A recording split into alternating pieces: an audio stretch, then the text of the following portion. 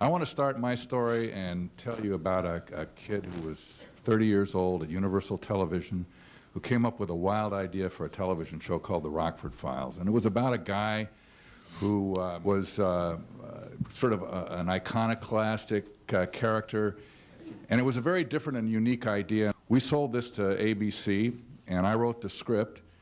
And when I turned it in, it was abject hatred. They said, well, you can't have a hero who's quitting every time he's threatened or runs credit checks on the beautiful client. And they refused to make it. But Universal was my partner in this project. They didn't own a network. They had similar interests to my own. And so they said, you know what, let's see if we can set this up somewhere else. So we got Jim Garner in the project, took it to NBC, the rest is history. It was a 5-year Emmy-winning hit, which I've recently read was TV Guide picked as the best detective show ever on television. Never would have been made had I tried to sell it to ABC, because they would have literally forced me to change the content that made it special. Primetime network television is still the most watched television in this country. It is still the primary revenue source from advertisers, and it will remain so in the foreseeable future.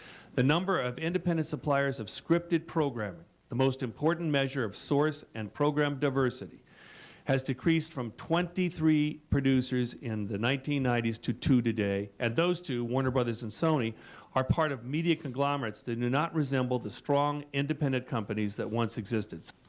The rule we are proposing would require each of the 4 networks to use programming from fully independent sources on 25% of their primetime schedule. The days of independent producers taking his or her creative vision on a series or movie of the week to completion is a thing of the past. But casting decisions are now made by the networks, and not just for the marquee stars. Big media companies now cast almost every actor because they can.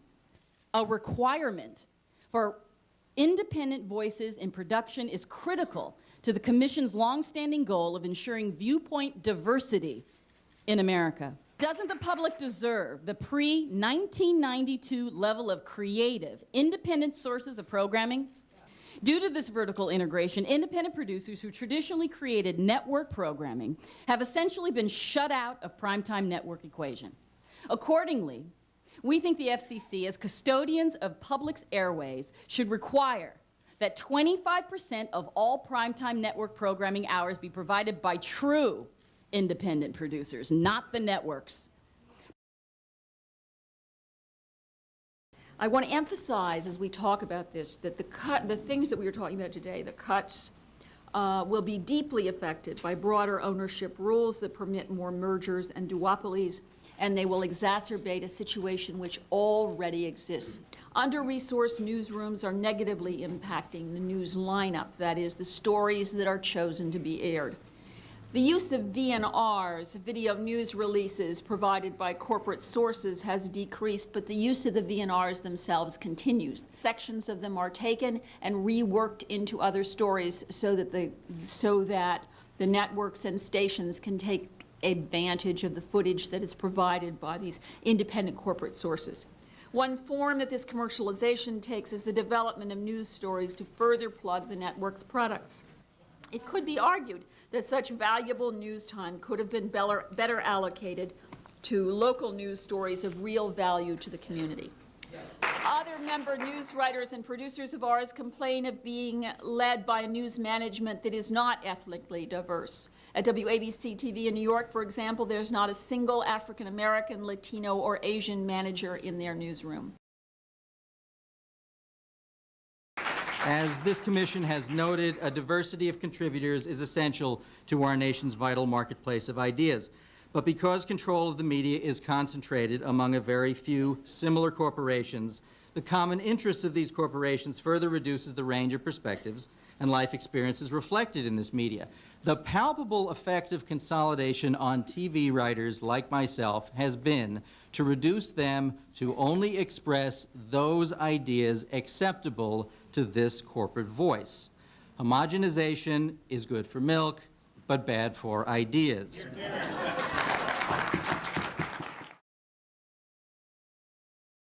it's important to understand that the dissemination of information is no longer even the primary goal of these corporations that are the conglomerates that control media in our country.